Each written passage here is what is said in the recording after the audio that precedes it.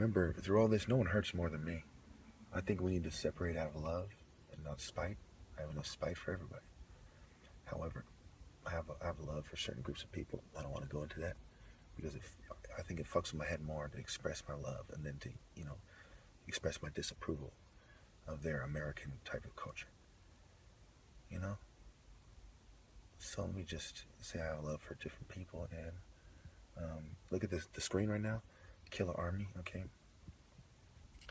There were some Africans who had, heart, and there was some, who left, So through all this, yes, I'm angry at, there's groups of people doing this to me, and over a long time, when beautiful women and everyone's saying, switch your perspective and I'll help you, switch your perspective and I'll date you, and you see yourself as more intelligent than they are, whether you are or not, we're not going to argue about that right now.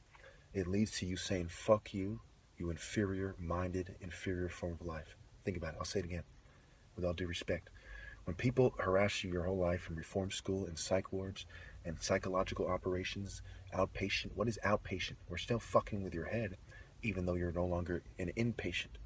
And we're going to always do it to a varying degree because you were an outpatient, implying the government has a desire to brainwash you. And remember, Fremont Hospital wanted me to go to an outpatient program every day for like a month, for 6 hours a day, just talking about why I should take the drugs and activities related to that.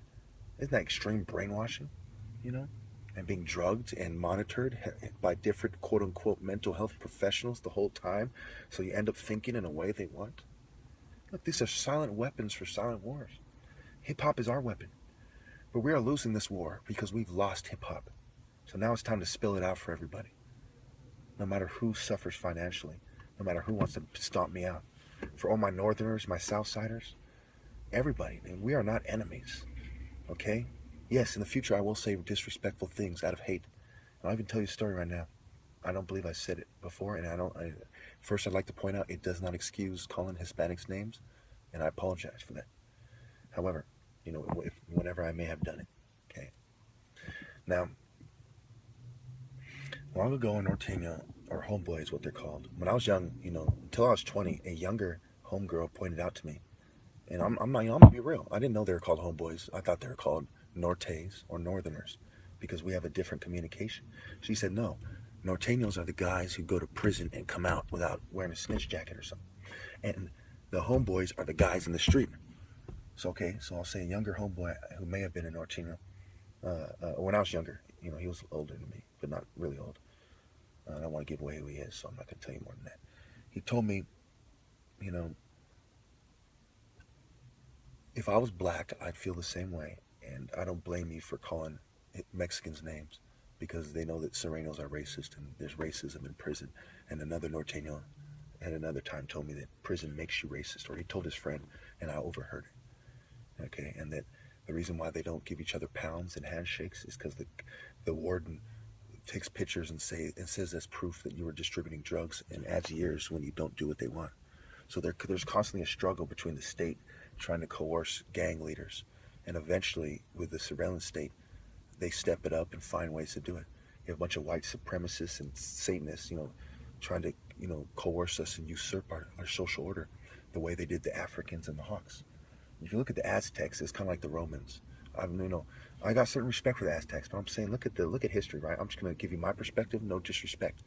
I see it as a bunch of hawk tribes, assimilated by the serpent people that sacrificed beautiful women because they knew specifically that people who think like me, with their heart value beauty. We value natural beauty, gold, the pyramids, right?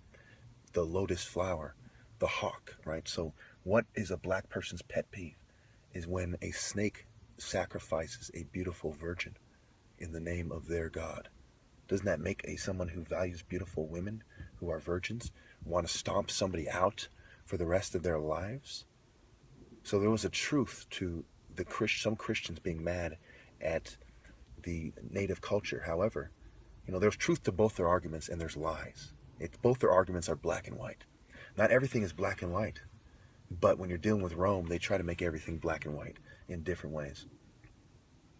So the Christians had a very white, ethnocentric, Eurocentric version of Christianity.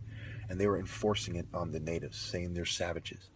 But that morality was actually derived from the Light Temple through Christianity into Europe when the disciples and apostles and them spread the gospel to the whites and the Europeans and the Romans and so on. Okay, depending on how you want to refer to these Japhithians. So when all was said and done, there was two different levels. They were mad at them, the black and the white. They were mad at them for not being white, which was evil, which is black. So being white can be black, as you can see, for many reasons. And they were mad at them for the morality, which is white, which came from black people. Isn't that funny how that works? Okay, the people of the sun, the light makes them darker, which I pointed out in Illuminati Part 1, 2009. So these whites have twisted everything. They turned us against each other. And it's not all white people. It's not all native people. It is the serpent people that ban Christianity in prison, because in prison OGs discuss these kinds of things, and they throw fuel on the fire, or one could argue they are the very reason for the prison war in the first place, when you consider that martial artists made the culture, and a lot of this knowledge is lost because of secret societies, intelligence agencies, and death, and things that the social controllers and social engineers and genetic engineers have brought about. Let's look at the difference between an Aztec scout, a native hawk dancing around a fire, building his agility and dexterity in the Afro-Asiatic tradition that followed them, that they brought with them to America. Okay, using a tomahawk and bow and arrow, a smaller knife, you know, jumping on horses, knocking the white man off his horse, running at him, right? Can you run at somebody fast, you know, if you're big and strong? Or you're going to be dum, boom, boom, boom, like fucking Godzilla or something, right? Is that how they fought, like Godzilla? Boom, boom, I'm going to be big and take a bullet to the belly. Or are they some Geronimo type of people? You know, crazy horse, you know, crazy horse. Big fat guy on a horse? And does the mafia say muscle? Or do they say speed? And did Shaka Zulu say strategy, speed, and physical contact at the beginning of that clip that got so many views? In the 182, do they talk about muscle or agility? And obviously dexterity to land the hit, right? And speed to land it. So for the same reason he's agile, he has a certain amount of dexterity and speed. It just needs to refine with different techniques, and there's a genetic component. So they took wrestling, which is in every culture, as something that's pretty much insignificant and has some kind of religious value, but not really warrior martial art value, you know. And they made it the center of martial arts by putting gloves on, so Makakao type guys would have difficulty in UFC fighting against Koda, you know, Sado, I believe his name is Koda Sado type of guys. And of course you had the Green Hornets. And of course, MMA, you have a bunch of big, white-looking Brazilian guys instead of a bunch of black Brazilians. And whenever you throw in a black Brazilian, he usually kicks ass, right? Who's that guy? This bald guy, I forgot. And Anderson Silva, right? His name's Silva. And Silva is also a name in the book. You follow me? So I ask all you Hispanic people who want to beat me up and shut me up and say, look, if you do this, it's gonna be harder for Hispanic people. Do you value looking good, or do you value your ancestors' culture of fighting more? Thank you.